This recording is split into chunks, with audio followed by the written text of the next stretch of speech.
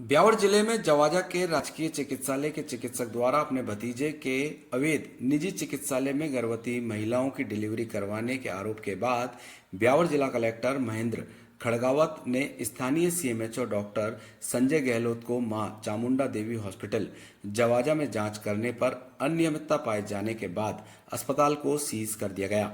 साथ ही सीएमएचओ द्वारा एक टास्क फोर्स गठित कर तत्काल प्रभाव से चिकित्सक के खिलाफ जांच करने के आदेश जारी किए गए। वहीं फर्जी क्लिनिक में बैठकर सरकारी दस्तावेजों का निस्तारण कर रहे डॉक्टर हंसराज मीणा के खिलाफ संबंधित पुलिस थाने में मुकदमा दर्ज करने के आदेश भी जारी किए गए।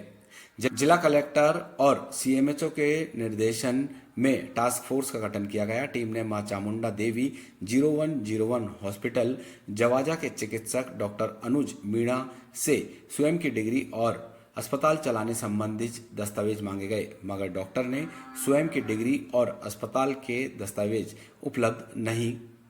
स्थानीय ग्रामीणों ने यह भी बताया कि चामुंडा हॉस्पिटल में ड्रिप VRMS की दवाइयां भी मरीज को देकर भारी मुनाफा कमाया जाता है।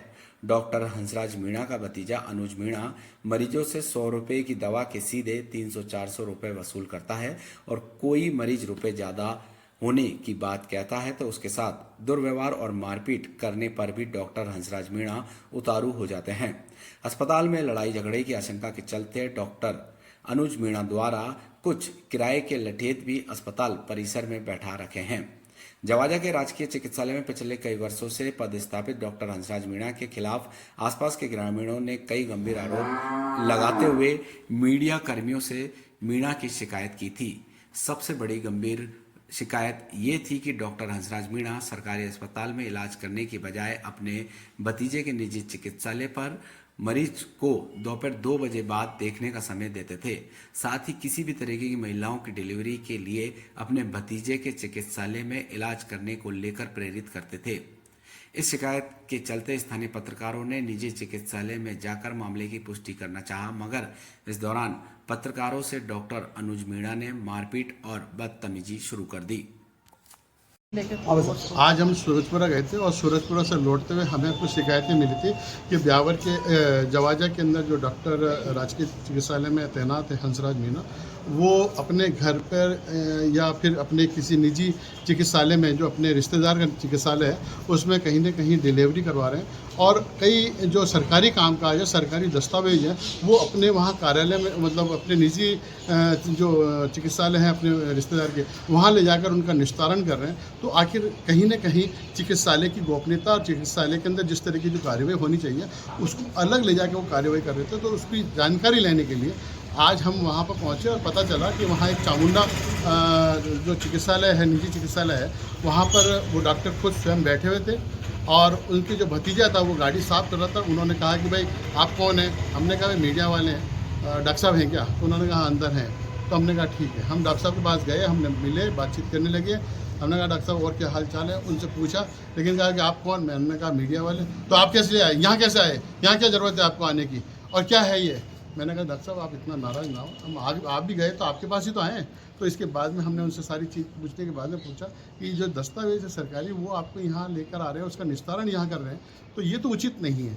आपका सरकारी दस्तावेज तो सरकारी कार्यालय में होना चाहिए या आपके निवास पे होना चाहिए। लेकिन कहीं ना कहीं जो जिस तरह की जो कार्यवाही को अंजाम दिया जा रहा है वो अपने आप में कहीं ना कहीं गलत है और ये अच्छी बात नहीं है। तो उन्होंने कहा कि तुम कौन हो, मेरे को सिखाने वाले हो क्या? ये हो गया।